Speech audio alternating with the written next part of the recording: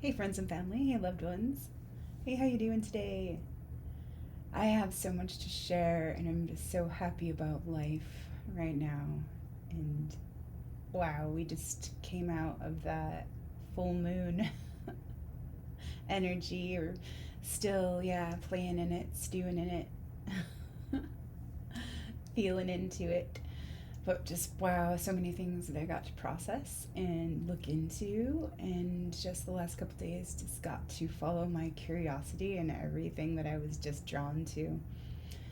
And one of the things that I feel like I've been letting go of is this old cock block, um, which is like this worrier that worries that I'm not spending my time efficiently, or that I'm squandering energy, or yeah, my attention, or that there's not enough of something.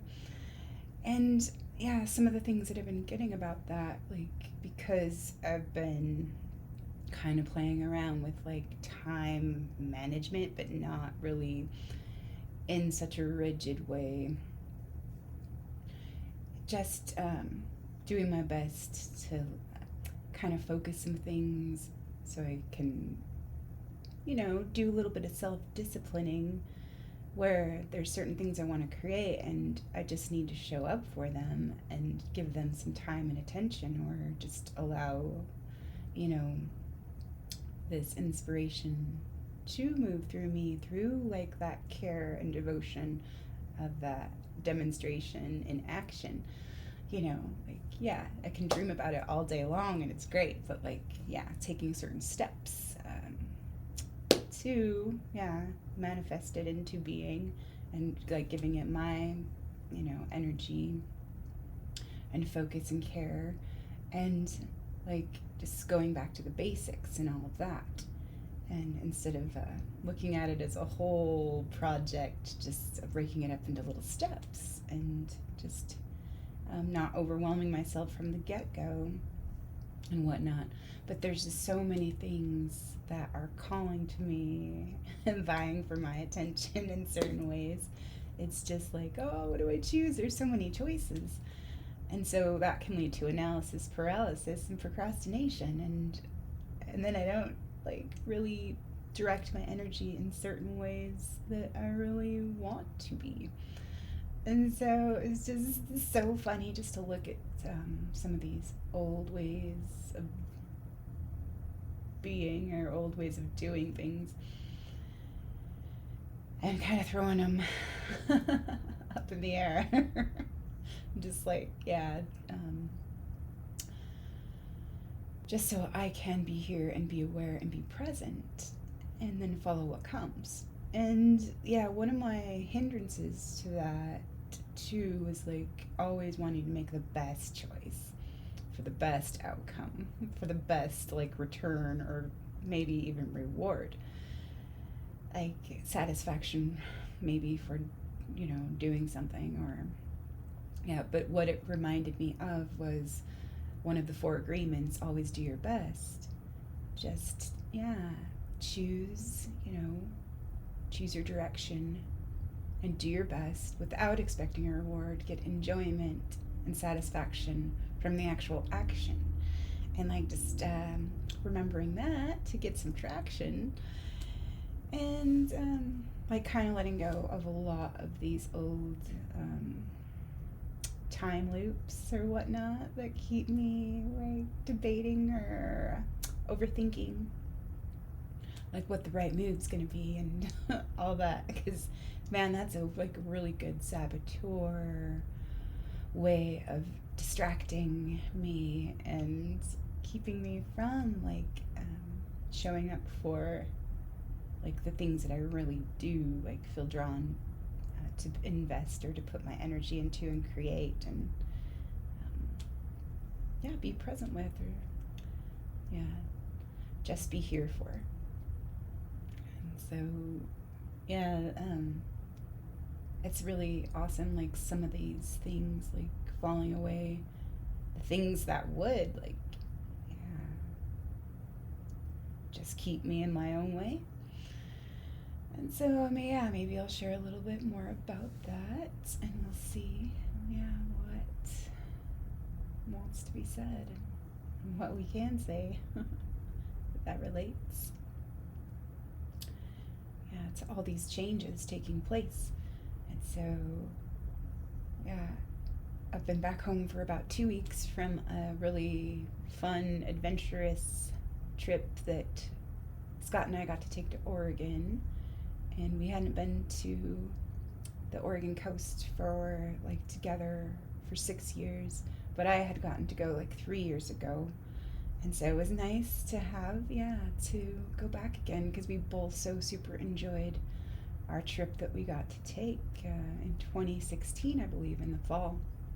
And it both was like, it just for both of us, it opened so many layers of our hearts. Like, just to be in that place where there was all the trees surrounding us, and you could just feel like their magnificence, and like the energy of the guardian and the watcher and the witness, and just it just was so peaceful, and it felt like home, felt like coming home. And so, yeah, I remember like heading into some of the forests on our drive there, and just my heart like breaking open, like there was this layers like that had been enclosed in some kind of a shell, and I felt them beginning to melt and just burst open. And yeah, I was just feeling like that same kind of feeling like this month, actually, like where, yeah, some old layers are being shed, so much is being let go of, and to open wider, and to hold more love, and to hold more of the light that we are, to, yeah, be that conduit to shine and to share and to care, like, for it, for all of it, for this life, for our lives, for all that is one and alive, of all that is alive within us, all that is alive all around us, like witnessing all the life that is, and that is a part of us, that is not separate. And so, yeah, these trips, to go back to nature and to come back home, and always so restoring, and shows me so much about how much we are loved, and how much love there is for all of us, how much love we have to be, offer, share, embody, express, live, and give. And so, yeah, some of the things that I learned on my trip, and like these last couple months in deeper ways, in deeper levels, it was like presence, being present in all the gifts, being present for all the gifts, being present and being the gift, being, yeah, the gift in presence. And I have my old journal that I ended, while we were on our trip. And yeah, so it's a couple weeks that I finished this one, but I decided to flip it open yesterday, and I flipped open to this page that says present presence. Happiness is not somewhere else, somewhere other. It is within, and always is. So gratitude, appreciation for this whole experience, self-acceptance, whole remembrance, holy reverence, non-attachment to the form the energy takes. And so that was like one of my, kind of related to my big cock blocks, was resistance to change. And because of that is rooted in the fear of not being safe. And so just working with all these things, and that is going to play, a big part, is letting go of the resistance to change. That's going to play a big part in my healing, and my regenerating, and reforming like this old, outdated, outgrown identity, this small identity of me. And so, yeah, shedding layers of old identities and old beliefs and old attachments.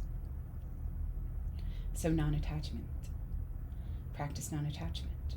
Yeah, let go of attachment to the form the energy takes. And so that was a good lesson for me to receive in so many different ways. And I've been working with that one for a couple months. Because that has come up this year. And I didn't realize, like, that in certain ways I am and I have been attached to the form that some of the, some of my creations take. And sometimes of what I think they are, I don't know if that makes sense. So I'll take a breath and let go again. But what I realized, there's so many things, just by paying attention and witnessing certain feelings and certain stories and certain thoughts that come up, being the witness, being the watcher, and listening. And starting to recognize like these different aspects and these different voices within me, and seeing that they are allies and they are like part of my internal family. And including them and accepting them and valuing them and knowing that they have their place. And even if they are telling a story, like that maybe it's like I don't totally agree with or I don't like, there's something in that story for me to turn around for me and to see like where I can harmonize different aspects that are in conflict or that are needing attention. How I can harmonize them within me. And so, just certain feelings of anxiety come up sometimes because of different fears and memories and, experiences that I've been through. And so, like, sometimes it's, like, just not even, like, a thing that I'm, consciously paying attention to, but then I realize, oh, I'm anxious about ... And, sometimes I know immediately what it's about, and sometimes I have no idea, like, where it's coming from, and sometimes it's not even mine. It's, coming from somewhere else. And so it was just interesting, like, to kind of get familiar and kind of learn how to discern what's mine and what's not mine. And, all the different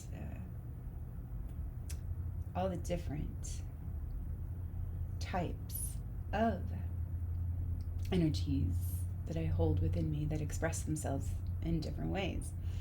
Through creativity and through all parts of me. And so during our drive, which, it's kind of a long road trip, but it's such a scenic, interesting, so many things to see. And so, it was good to get out and do that after a couple years of not being away and not, like, taking a lot of vacations or, little retreats and whatnot.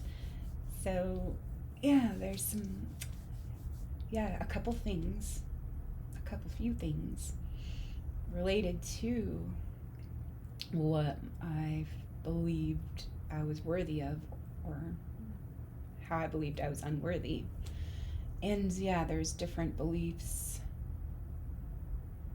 around receptivity and receiving abundance and prosperity and receiving joy and allowing that for me. And that's, kind of what I reviewed in that New Moon and Cappy video, where I burned my list of big butts and cock blocks, and I was ready to release them and to nourish something new. And so I have been, really just kind of continuing my process, continuity. And I wanted to show you right here, just since I'm sharing, this is one of my plants that I buried those ashes in with those dried herbs. And it was a plant cutting from my friend's garden. And now, like, yeah, it's totally new growth. And it's so awesome to see, like, this ivy, this new life growing from, yeah, the release of the old and that old sacrifice, giving something up to make it sacred. And so even though it's like kind of challenging and it's a little scary, and it does have its moments where it feels like hard to push through these obstacles, but sometimes it's really like just let it go, because I've been holding on to it. And I've gotten like a few different images and descriptions and messages that relate to that. One was where, I can't remember who was talking about this, but it was an experiment where a monkey was given like a coconut shell, and it had a hole in it, and the hole was big enough for the monkey's hand to go through. But there was like this sticky rice, this sweet sticky rice that they had put into the coconut, and the monkey would reach into the hole and would want to grab the rice, and obviously like wants that sweet rice, but can't like pull its hand back out. So it can't like have its hand back. It can't be free, but if it can't let go of like what it thinks it, yeah, really, really, really wants to receive. And so it's just like that kind of a thing. Yeah. Sometimes we just need to let go rather than push or force anything. Yeah.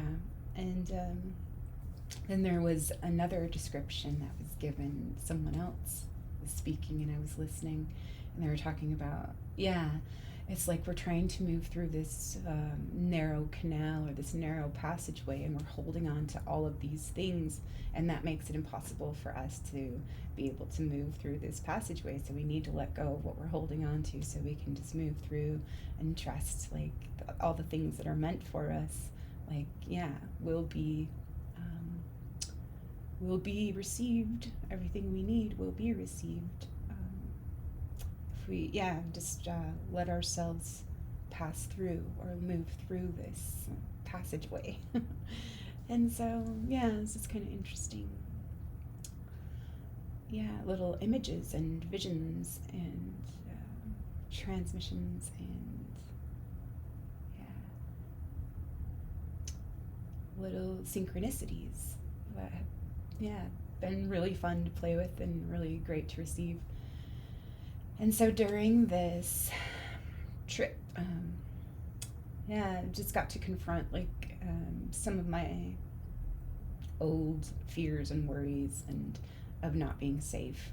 And it's like just a great example to use, like, because like I feel like a lot of people could relate to like feeling like kind of like unsafe on the road sometimes, with like how people can be inattentive or reckless or overly cautious sometimes, and kind of cause disruptions in like the natural flow and things like that. And yeah, sometimes like really sketchy things, can happen, and accidents happen because, yeah, of our inattentiveness or our recklessness or being overly cautious about things. Like, yeah, all of those things can like contribute to accidents or whatnot. But yeah, and that's like one of my things that I want to avoid. I don't want to have accidents, but like, yeah, it's just kind of funny, like just being aware, getting into my body, being present, being here. Yeah, it's like a lot less likely that there will be an accident if I'm focused on the present, you know. But yeah, being a passenger in a car and relying on and trusting the driver and trusting all the surroundings and just trusting like my path and what I've chosen and everything. I've just got to let go of the rest, you know. And so kind of yeah, letting go and being moved in certain ways, like coming along for the ride though, and still being aware of things.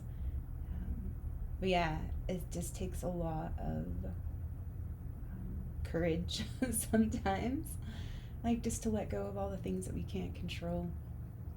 And so, yeah, I was trying, like doing my best not to like get down on myself or like, yeah, it's just like, and feeling like there was something wrong with myself because of the anxiety that kept welling up. But really, it was just like years and years and years and years of trapped anxiety that could actually, like, it was ready to be moved, you know, and just not attaching any story to it and allowing it to come up and move through me, and not seeing it as wrong and seeing it as just like energy that got to move and was asking to yeah, be allowed to be moved through me, because it didn't need to be stuck and frozen in there any longer.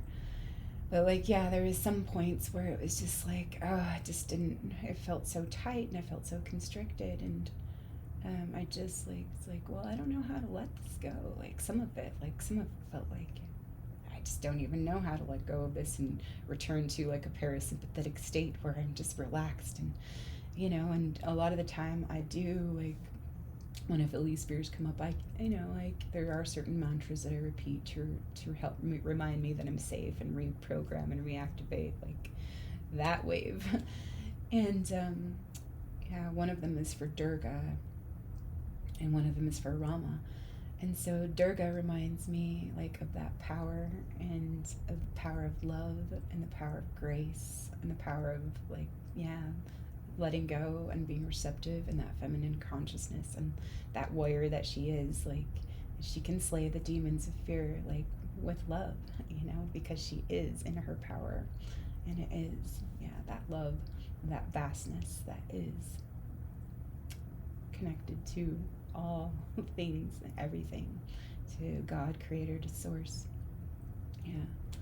And so just like I envision her on a tiger, with this huge, powerful beast between her legs, and she is like, yeah, that is her power. And just, her just total embodiment of like the love that she is, and just relax into love and allow love to move through. Yeah, allow love to move through, and move through all things. And so just like, yeah, taking that in, taking all of my scenery in, and knowing that I was a part of all things, and remembering like, yeah, just to let go of that attachment to the form that I had, and that like identity, and that belief that I thought was, safety. And realizing, yeah, that it actually depletes my energy in a lot of ways, and it keeps me from living. And so, yeah, that was a good insight to have, and a good aha moment that I got in deeper ways than I have before. And because, yeah, these things like, yeah, have come to me in certain streams, but it's like one thing to know it and another to apply it and to practice and embody it. And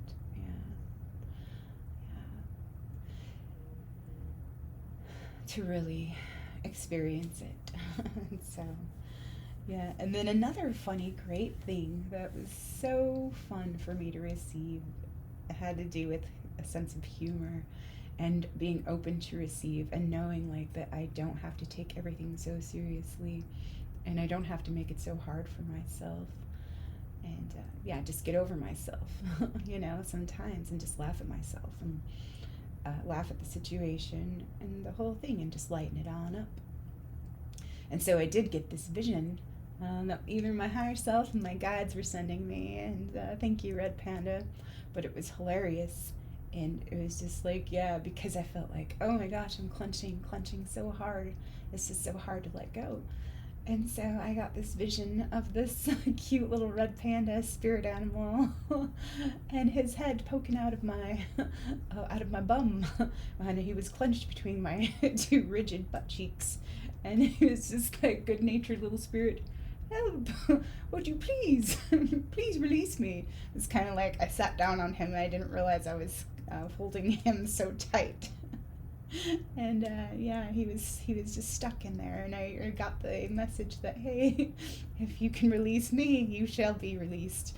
And it was just so funny, just the way that it happened and how I was able to receive it, and just laughing my ass off. Like, and my husband was driving, sitting in the car, and just like, what's going on there? And I had to share a little story with him about, yeah. And so it was great. And yeah, so we got to our next destination because we split our trip up into a few different days to stop at different RV parks. And so maybe this little detail of my story will like kind of clarify why, like, it was a little bit more like I was feeling a little more anxious about like being on the road, is because we've been blessed, with some gifts and some resources, and we've been, dreaming and about manifesting certain things in our lives for, like, for years and years, and now we're seeing some of the fruits of our labor materialize. And so we were able to purchase an RV for ourselves this year, because like everything just fell into place, and we're meant to, like, experience this part of our journey together, and adventuring, and new experiences and novelty. And so yeah, it's a lot of it, like, I'm so grateful for, and I feel so happy, grateful, yeah, joyful, and deserving of, and worthy of. And then another part of me feels like a little bit guilty, or like not right about, some things. And that's just old programming, like, of lack and poverty consciousness and victim, yeah, mentality. And so just some parts of me have been hesitant to like share good news with others, because like, feeling like all this abundance coming in, all of this new joy, all of these amazing opportunities, everything, like all these dreams, like coming into reality, coming into being, and being realized. And so there's a part of me that feels that I can't share that with some people, because I don't want them to feel like they're in more lack, or that they can't, I don't, yeah, there's something there for me that was like causing me anxiety in certain ways.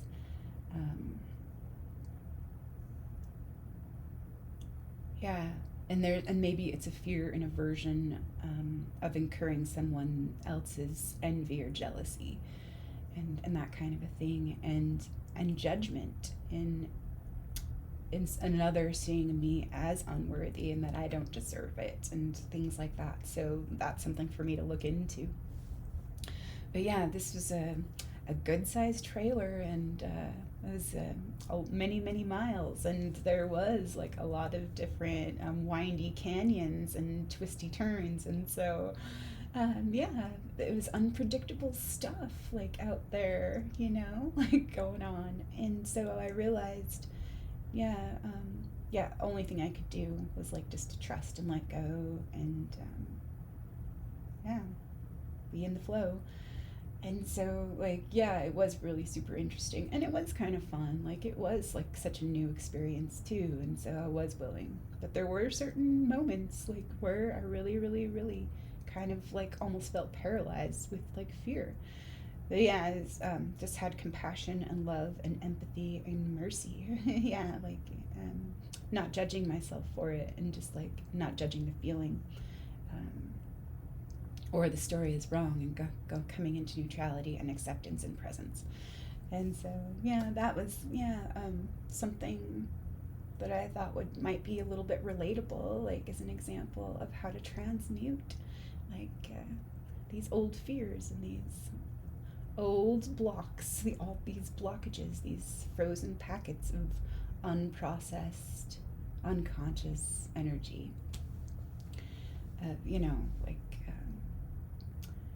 that stuck trauma, and so yeah, it was really good to see and to play with and to allow for me. So I don't think I have really read about red panda. And so I was following some curiosity yesterday, and I just got to read a little bit about red panda, and it was so great. It was such a great synchronicity. And yes, continuing, because I branch off into so many things because it relates to so many aspects, so many things. But we had been watching a show in our little RV. That's kind of how we like decompress after dinner. We just like watch like maybe one episode of a show, and that's about the extent of my like TV watching. I'm usually like listening to a lot of podcasts and things that pique my curiosity and my interest. But as far as like a lot of entertainment and whatnot goes, I don't really spend a lot of my time on like TV shows. But there was this one that we started while we were on vacation called His Dark Materials. And never heard of it before, and it's just like, let's try this out. And I super, super love the show. There's so many things about it. And so there's this character named Lyra in there, and she's like a special girl who was raised like in this place of neutrality for her own protection and whatnot. And they live in this parallel reality where everybody has a relationship with a spirit animal that they actually call a demon, which is Daemon. And I think I can also pronounce it diamond. And like there are like certain things about that, like that's like our some kind of a genius within us, or some kind of a part of our soul, that can interact or communicate with us. So in any case, there's this parallel reality where people have this relationship with an animal that is a part of them. It's part of their own soul. And super interesting that when kids, like at our, until they come to a certain age, their animals can keep changing and morphing and all of that. But when they come up to a certain age, then their animal settles on a form and keeps that form for the rest of that person's life. So I thought that was like really interesting. When they get to a certain age, like then their little demon stops changing. And so we were, I think, in the second season of the show, maybe, I'm not even sure, but we had not seen her demon, who was called Pan, change into the red panda until this next day, the next day that I had that vision of my red panda, my spirit animal that was asking me, please release me and you shall be released. And so I thought it was just so fun that red panda shows up again like the next day. And so just like those kinds of fun things, how they come in and to play, And so I wanted to share just a little bit, and I'll put this link in the description box if you're curious about learning about red panda. And this one was interesting, but I scrolled down to this part about red panda dream interpretation. In general, a red panda dream is a symbol that you need to relax and stop worrying about the things that you cannot change in your life. I'd say the things that you cannot control and the things that you cannot change. It could also mean that you need to work less and relax more. And so relaxing, maybe just like letting go of how hard I think I have to work. And like relaxing into it and being led and drawn to what I love and to where my energy like is naturally drawn to, like, because I know it's my soul leading me like, to what's meant for me, if I can be open to receive. And so relax more. Another interpretation for a vision where you see a red panda is that you need to meditate and connect with the divine of your spiritual self. And so this was like the first little article I got. People with a red panda totem have a gentle and sensitive nature. These folks are peaceful. However, they may feel things more deeply than others. When you're dealing with these Individuals, be careful not to do anything that hurts them in any way, to say or do anything. But that's kind of interesting. Yes, like I would say that I am sensitive.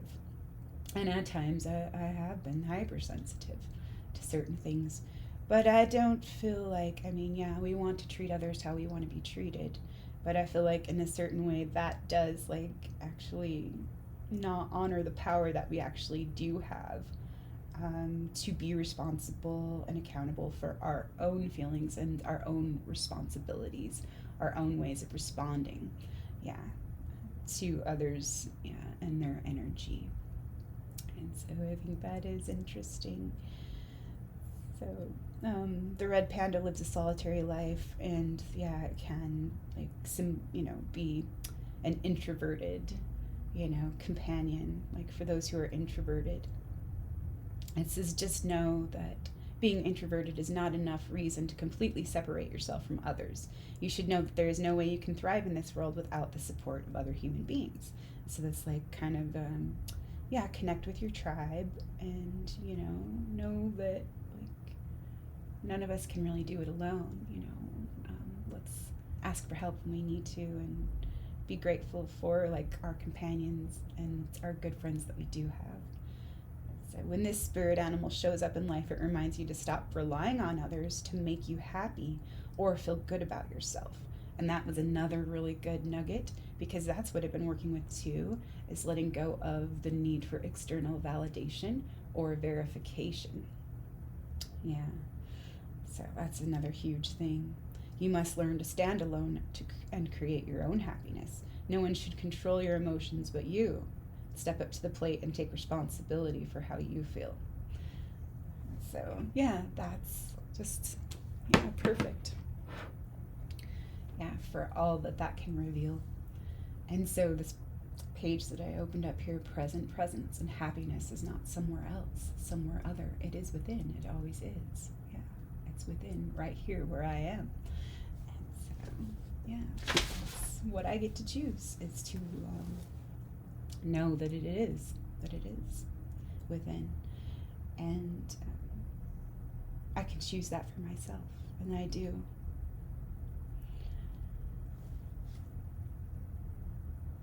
So, oh gosh, this is June 23rd, 2022, the summer solstice gateway into a new way of being, seeing, living, operating, experiencing, remembering, embodying, allowing, valuing, creating, and emanating. And then, it was just writing down, like, we were, going to do, like, a little adventuring. There was, like, different little beaches that we decided to go to each day. And on our way to one, we saw, like, this little baby bear, like, scramble across the road. It was so surreal, and it was so fast, happened so fast. We were just like, whoa, that's not something you see every day. And we're, like, seeing, is there a bigger one? Is there mama around? But it was just, super fun to see that, like, mischievous little bear running across the road. We took some good walks on the beach the last 2 days, and we did a little bit of exploring. Had some really good Thai food, some good conversations, and exchanged lots of love and well wishes. Love is all around. I'm grateful for all this new ground to build on.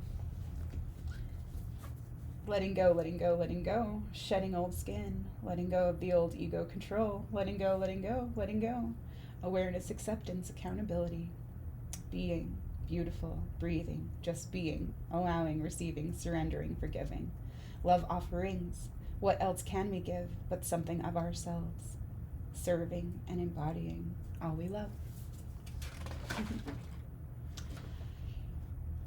If you believe your power is somewhere outside of you, then you have given it away. You have chosen this in some way to project it, reject it, subvert, sabotage, avoid, suppress, deny, squash, hide, label, judge, condemn, cast out, cut off, or cut away aspects of yourself that don't seem to fit to the one right side or the one right way.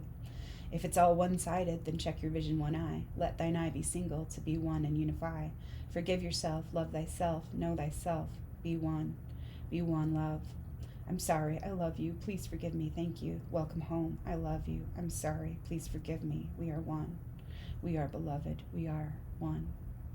The warrior, the peacemaker, the sovereign, the king, the maiden, the magician, the child, the queen, the mother, the father, the devil, the stranger, the spirit in white, the psychic family of the underground forest, the healer, the priestess, the leader, the sleeping messenger, the storyteller, and the deceiver, the caregiver, the caretaker, the innkeeper, the dweller, the golden child, the pleaser, the rescuer, the damsel in distress, the knight in shining armor, the wounded warrior, the villain, the hero, the savior, the monster, the witch, the wizard, the scapegoat, the dark one, the shining one, the orphan, the exile, the outsider, the alchemist, the awakened human being, the indivisible one, the one I am.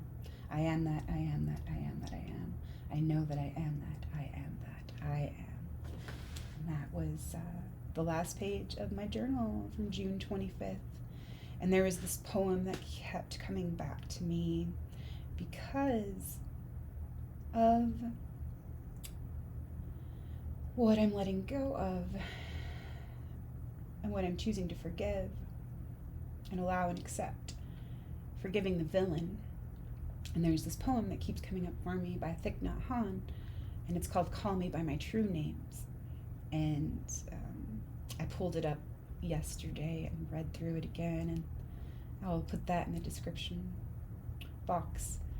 But yeah, we have played all roles, we have been all things to all peoples, you know. And so taking that accountability for what's been created and forgiving the past and all that was miscreated with misdirected energy and the distortions, of these old beliefs that muddied up my perceptions. And so seeing more clearly, coherently, everything unified and harmonized within me. And there was a few threads of curiosity that I just had to follow yesterday, and I spent like a couple hours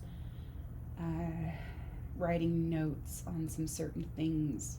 It was just something I felt drawn to do, but after a couple hours, it's like, okay, go take a break and do something fun now, because I did feel like, okay, yeah, like I did expend a little bit of energy on wanting to understand certain things about being stuck in a socialized mindset. And because I'm breaking free from that, and so I was asking to see more deeply into those things. And as I was working with these letter P's, these P letters, or these P words, yeah, I have this running P list that all start with the letter P. And so, I got some of those from a podcast on July 5th. How to get unstuck and develop mental resilience on Mount Bel Air. And the 3 P's of the socialized mindset were people-pleasing, perfectionism, and procrastination or analysis paralysis. And then I learned about another word yesterday, which is called prophelicity. And wow, like I had watched this video, it was back from last year, I think in 2021, but it just didn't catch my attention like it did the other day. And so, what I learned about that is it is a mechanism of forming an identity, prophelicity. And it is so interesting, really, with the emerging digital technologies of the internet and social media and everything, and social media use, that it's a new way to form like identification or tribal identification. And so it was so fascinating for me to learn about.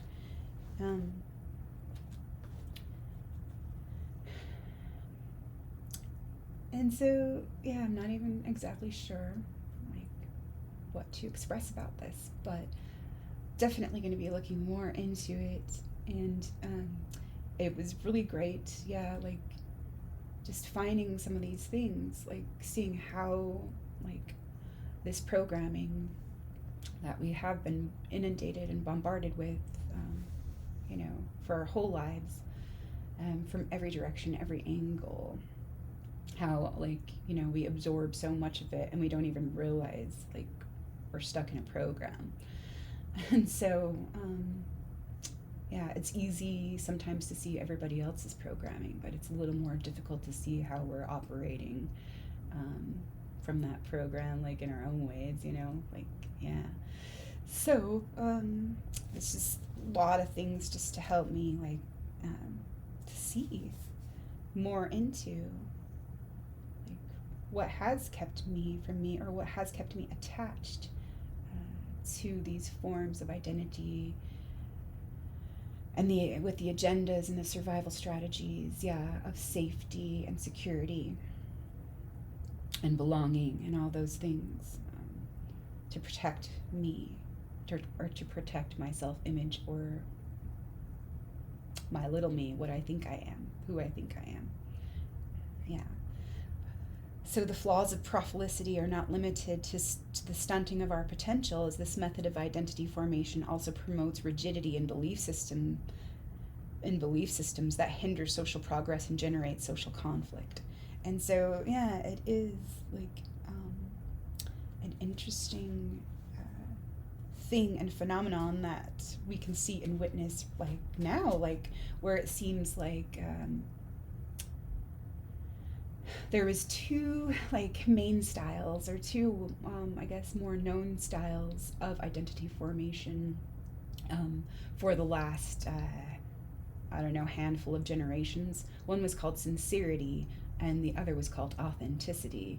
And the first style of sincerity, that was prevalent in the West until a few generations ago. And I still think I've been playing out, you know, that, method of identity formation, that mechanism, because, like, I feel like that's totally inherited, and in my family, like, it's been passed down, and yeah, I think maybe a lot of people can relate. And so the concept of sincerity, it's not only like, it's a role, it's certain roles that we play, because those roles have been given to us, from our family, from our community, from our society. It's roles that we were born into, and roles that we're expected to play, because they're roles that were handed to us to play. And it's our best effort in playing those roles without in the most sincere way that we can. But, like, that didn't leave room for any authenticity, because we were expected to play certain roles, and those roles were always, judged, and needing validation, needing, like, that external approval, from the outside of us. So, people on the outside could tell us and show us our own value, by how well we were sincerely playing those roles. And so, yeah, it's interesting, that that's a pattern of identity formation that, we've used to develop our sense of self, or our self concepts. And then we opened up to, like, authenticity, which, because there was more actual equal opportunity, and more room for us to choose to have certain choices that we hadn't had before. And authenticity was choosing our own roles, and assuming our own responsibility for creating our own selfhood and our own concept of self. And yeah, stepping away from relying on that external validation and verification and external feedback from that audience. And so, yeah, what I learned about prophelicity is that, it is more like kind of a way of degenerating, back to, like, this role of sincerity, by having, like, society, hand us these roles for us to play. And also, like, society will judge us for the ways that we play those roles. And I think it's just so super interesting how, like, these mechanisms are used, for control, and not necessarily for helping us to develop a healthy sense of self, or love for ourselves, and what's really true for our well-being.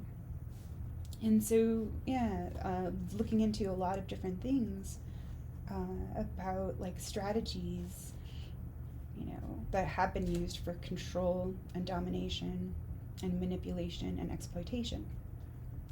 And so, yeah, I do, really want to understand those things, and about it's like I'm drawn to that because I'm really curious and fascinated about human psychology and why we do the things we do, and everything is such a good super tool to help me understand what was going on with me internally, and like in my family and in my relationships. Like, what is going on here?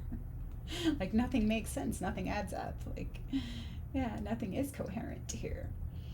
And so, yeah, that's just one of the things I have been drawn to, is like looking at certain patterns like that promote hyperconformity and limit our potential, and really deceive us, or help us deceive ourselves into going against ourselves, or choosing certain things that aren't always in our best interest because there are small payoffs in those kinds of things. But there was a lot of things for me to receive and allow to, just take in and allow to percolate. And so what got me, like, kind of like looking into some of these things, some of these mechanisms, also led me into looking at like abuses and like illegitimate authority. And maybe I'll talk about that a little bit more later. But yeah, there was some heavy stuff that I got to look into yesterday. And yeah, I did feel a little bit like, oh gosh, after that, like I felt a little bit drained, but it was like something that I wanted to do, and something that I was glad that I got to choose.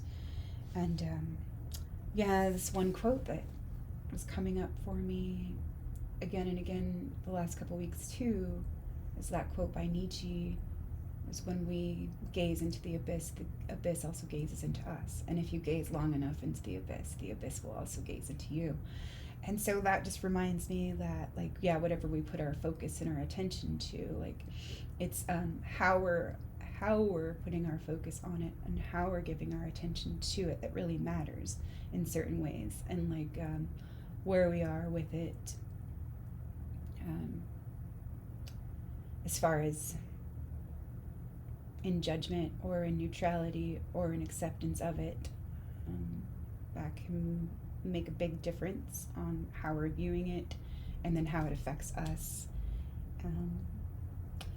But yeah, if we do, yeah, we can sink deep into, like, if we're looking at something really, really, really heavy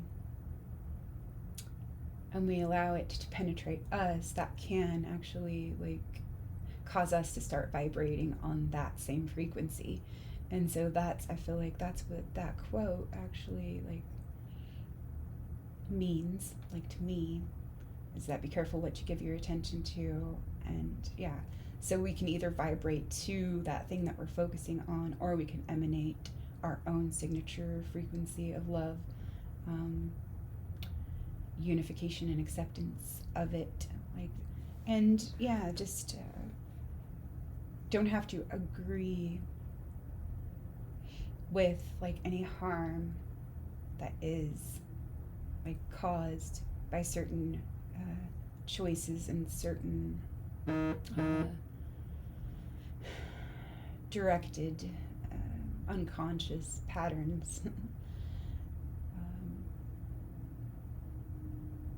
or maybe even conscious patterns of malicious intent and whatnot. You don't have to agree with that, but, like, just know that it does exist, and it is, like, a part of this free will universe as well, and we get to choose what we need to for our own well.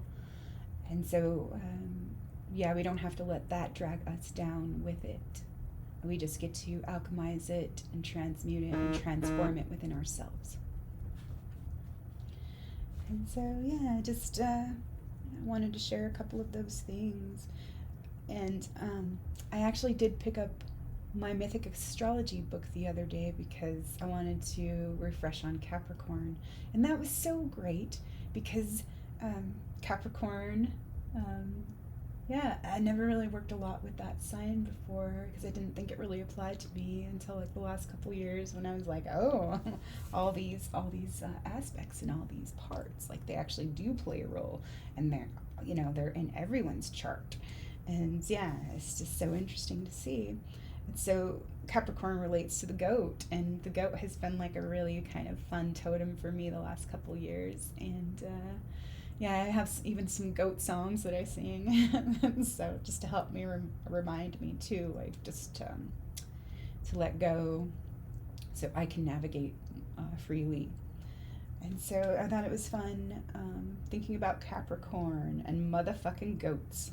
Pan and alligator, digestion, patience, assimilation, integration, skunks and stinky environments and situations, self-respect and discernment, reputation and self-esteem, vulture and purification, honoring all resources, nothing is wasted, quail in the family, protection and strategy, belonging, naming, renaming, unnaming, reframing, panda, red panda, so many fun things. I'm just doing a little reading on this fun friend right now. You are with a friend now, and love loves you unconditionally. So, yeah, all of these things about Capricorn and the goats, yeah, was super fun for me to see too, because I've been working with the scapegoat archetype a lot, and looking into a lot of these things, looking into persecution themes. So I said I had a running P list, and yeah, some of these things, yeah, it's just kind of fun to work with. Didn't know there was so many like powerful P words, but wow, I mean, seriously, it's really a plethora of plenty to play with. And so, yeah, just enjoying and having fun, like playing with those things in certain creative ways, because that's what the muse is like inspiring me to do. And just because it's through love, yeah, through my love always. And so, what I got about Capricorn and the goats was that, yeah, mountain goat. The mountain goat is so super amazing in its ability to scale steep cliffs and what seems like impossible pathways, yeah, to navigate. And all it needs is a little 2-inch hold with its pincer toes, like to like grab a hold and then navigate its way upward. And so it's like very, like, can be so strong and graceful, and yeah, just fun to like kind of invite and to play with. And so one of the things though was really great was about knowing when to clear blockages so that we can move forward. And so it was just like so perfect, like in all those ways. And Capricorn is an earth sign, so it is like a little heavier and denser than the other elements, It is earthy, and it's all about that sensuality and our senses and the presence to experience this life through our senses. And that pleasure and sensuality and sexuality and that life force. So I'll just share just a little bit about Capricorn and maybe one more thing. So Capricorn, the goat, is a deeply paradoxical image in myth.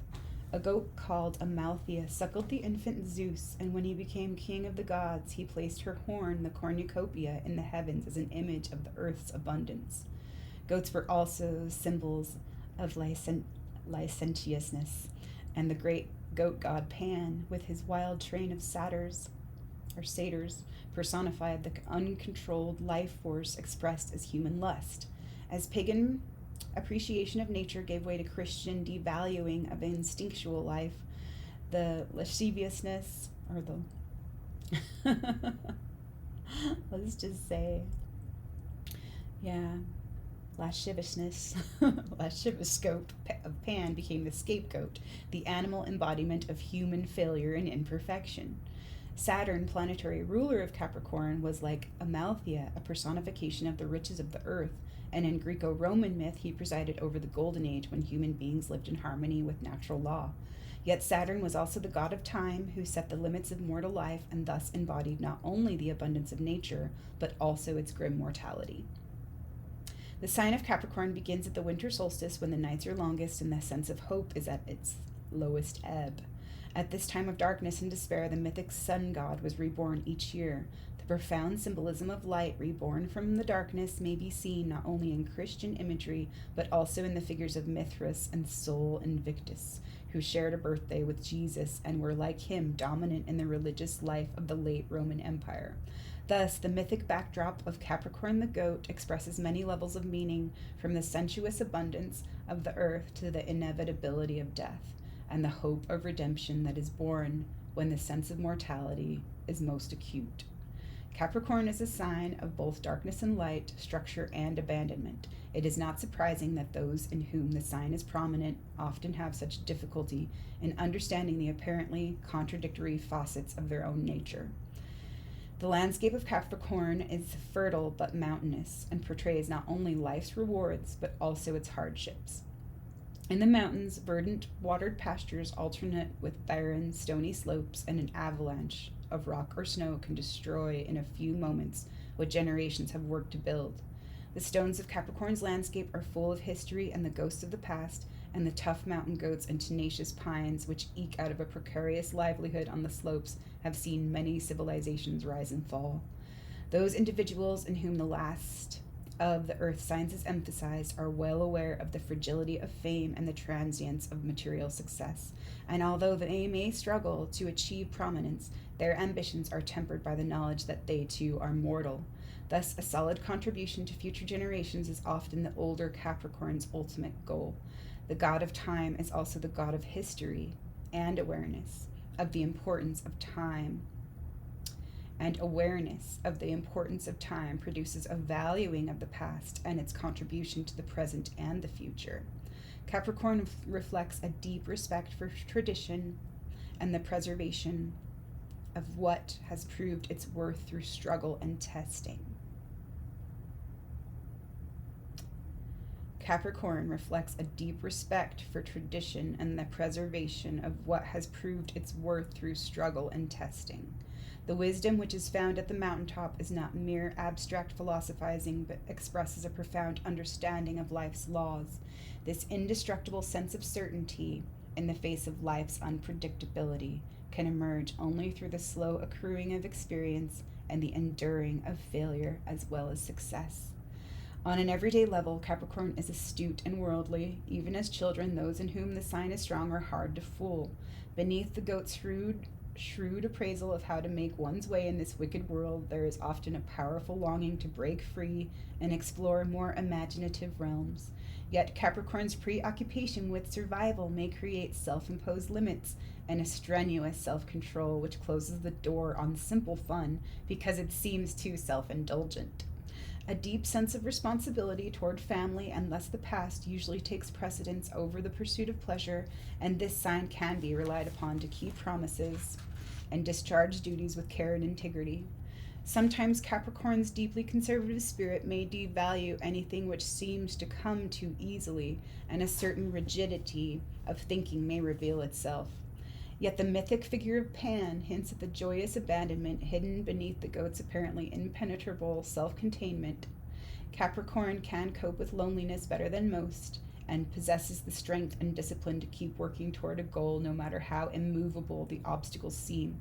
Yet once on the mountaintop, those in whom the sign is strong may find themselves wondering why others seem to get the contents of the cornucopia free.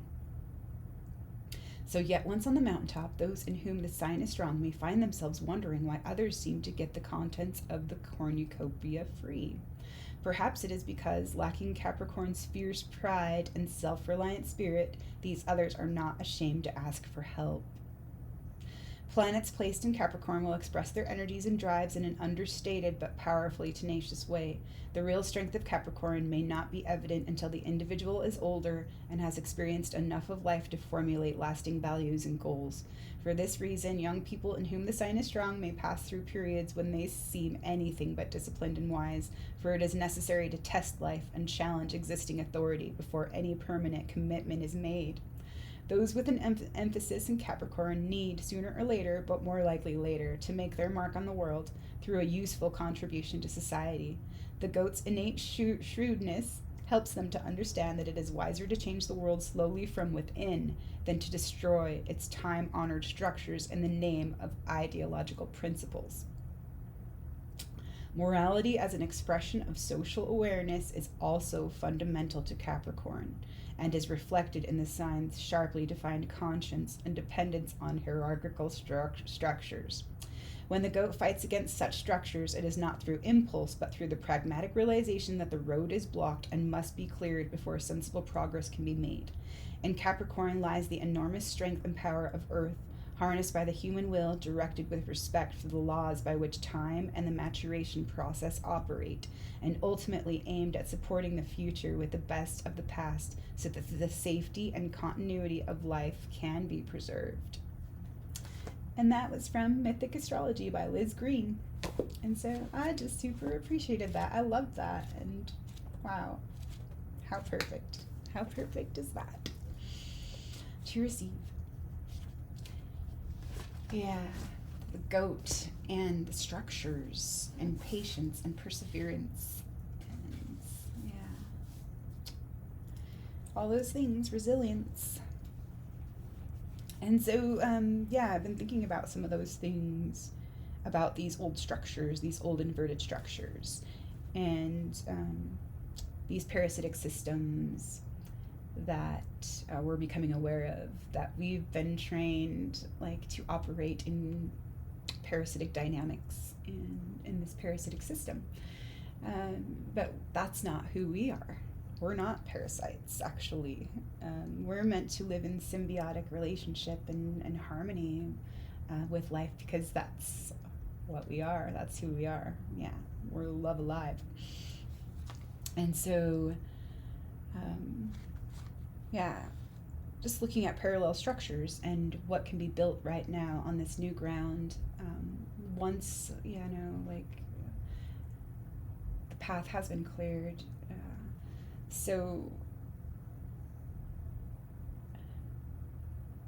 I think we just get to make the room and make the space for something new to come into being. So parallel structures built in integrity make the old inverted structures obsolete. And so we get to start supporting what we really value and looking at our values and starting to value our own energy and the gifts that we have to share and to create within ourselves and within our own lives.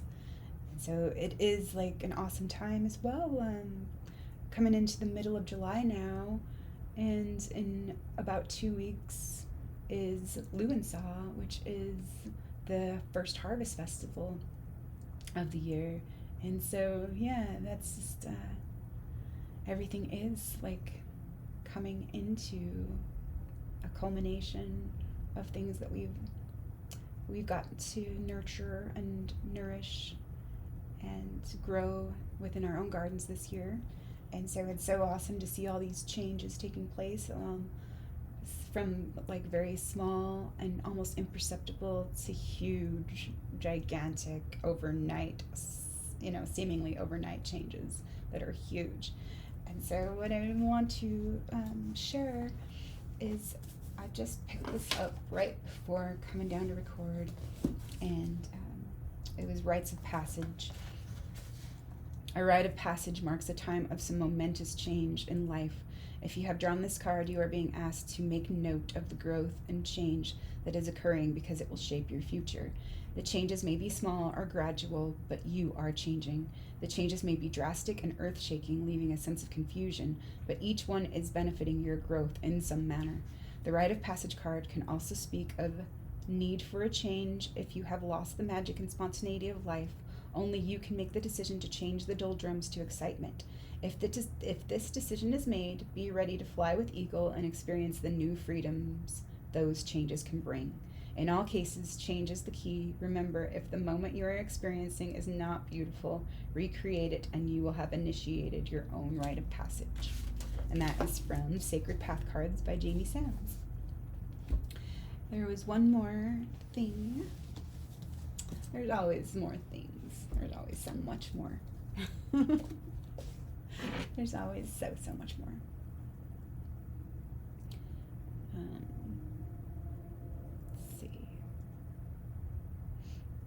Something that I read in the last couple days.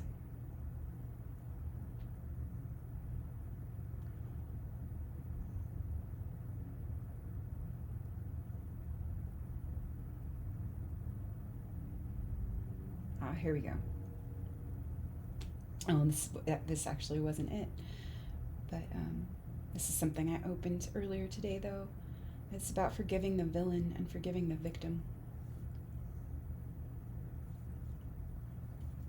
Pain is inevitable. Suffering is optional. Claim the inner victim and make her an ally of strength and wisdom, gained and integrated through personal choice and direct experience. For giving, for sharing, for being, for living. Thank you for your compassion and concern. I am accountable for my well-being. That is my gift of personal responsibility. I am the author of my own story, and I will be a living language for the divine to live, play, and come forth and through, to be in. I have all I need within and all around me. I receive my life fully to be my love for all of me. Loving all I am through being all I am for all of me and we. I choose life, and I choose to be free. Be well, choose you, and love your life. And loyalty is coming up again. Just asking my questions, asking myself questions about my loyalties. Acceptance does not mean that you condone what happened. All that acceptance does is change the energy around the circumstances for you, and that's what matters. You know that saying, the truth shall set you free? You don't need to tell anyone directly involved in the abuse that you accept what happened. What matters is the truth of your heart. Tell the truth to yourself about what happened and allow yourself to feel the grief, hurt, shame, and any strong emotions related to the pain. Real strength is found in forgiveness. Forgiveness is a word that's overused and undermeant, meaning most people say they forgive something or someone without truly feeling that forgiveness in every cell. Forgiveness is so much more than you just saying the words, I forgive you. Yes, you have to start somewhere, but the truth of forgiveness is that it's not for the sake of anyone else but yourself. Resentment, hate, and regret only hurt one person, and it isn't the person who caused you pain to begin with. When you cling to the wrongs people have done to you, especially those things that happened during childhood, you do yourself a disservice. You amplify that initial pain and trauma each moment that you choose to hold others hostage within yourself over what happened. The painstaking reality is that whoever hurt you as a child has some major self-loathing going on. They didn't hurt you because there was anything wrong with you, but because they hated themselves and had no other way to express it. The brutal reality is that you wouldn't be who you are today if it weren't for those experiences. Somehow you needed those things to happen for your own personal evolution. When you look at it that way, when you can access even a small amount of compassion for yourself, to stop the internal torment and move into forgiveness for your own gorgeous sake, then the rest will fall into place. If you are willing to look at another person's behavior toward you as a reflection of the state of their relationship with themselves, rather than a statement about your value as a person, then you will, over a period of time, cease to react at all. And that's a quote by Yogi Bhajan. And I wasn't expecting that to share that, but yeah, that's exactly what I needed, so thank you. I hope that blesses you as well. Yeah, be empowered and knowing that you are now in the driver's seat.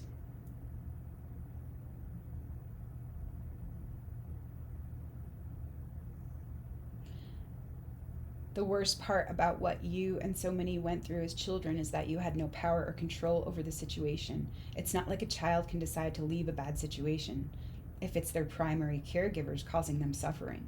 You learn to be stuck. You teach yourself that resistance is futile. You enter a frozen state of fear, and those patterns become ingrained and can follow you far into adulthood. It takes a conscious effort to know that you are in control, that you can choose to pursue the things, relationships, and situations that serve and nourish your soul completely. You can choose to be free and to release yourself from relationships or situations that are holding you back or making you feel like you're less than what you are. But because of what you went through, you must be extra vigilant and reminding yourself of the reality of the situation, that you are free to be around those who help you grow instead of hindering your expansion.